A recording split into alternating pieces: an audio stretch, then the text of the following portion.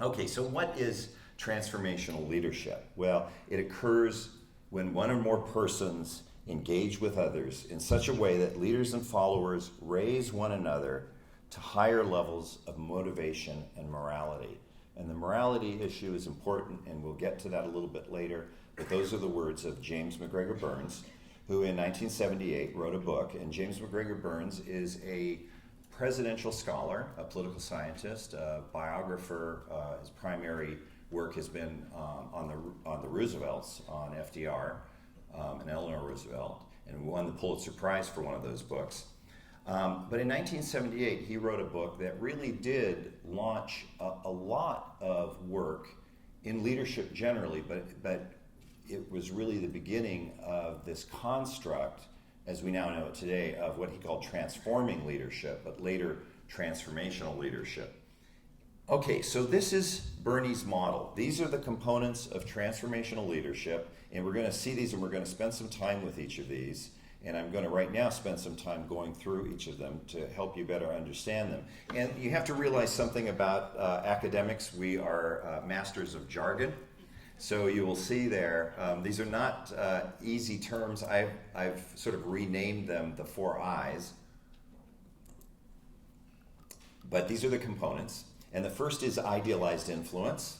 A little difficult to try to figure out what that is, but idealized influence is the part of the transformational leader, that behavior, that element, where the leader is a positive role model. Transformational leaders are leaders that we look up to, we admire them, and we admire them because they're consistent.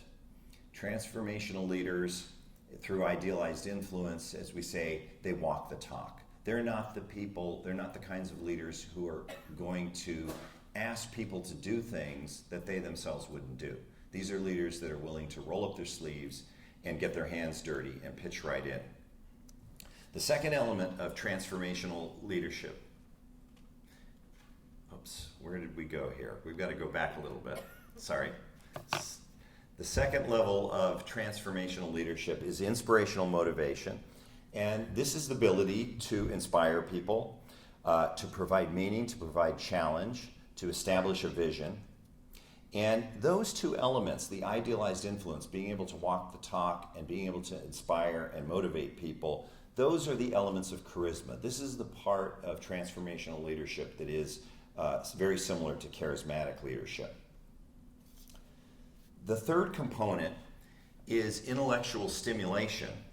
And intellectual stimulation is the transformational leader's ability to push followers, to stimulate followers, to be creative, to be innovative, to question assumptions, to think outside the box.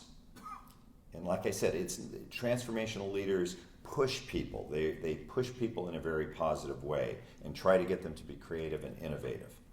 And then finally, we have individualized consideration, and I think Bob mentioned this last night, and this is really the transformational leader's ability to pay attention, to be in tune with followers, to truly understand their needs, understand their feelings, their orientations, and there's a genuine concern in the transformational leader in terms of developing individual followers. So think of it this way, that transformational leadership is about leading change and leading transformation in groups, in organizations, in collectives, in nations, but it's also transforming individual followers and helping them reach their highest capacity.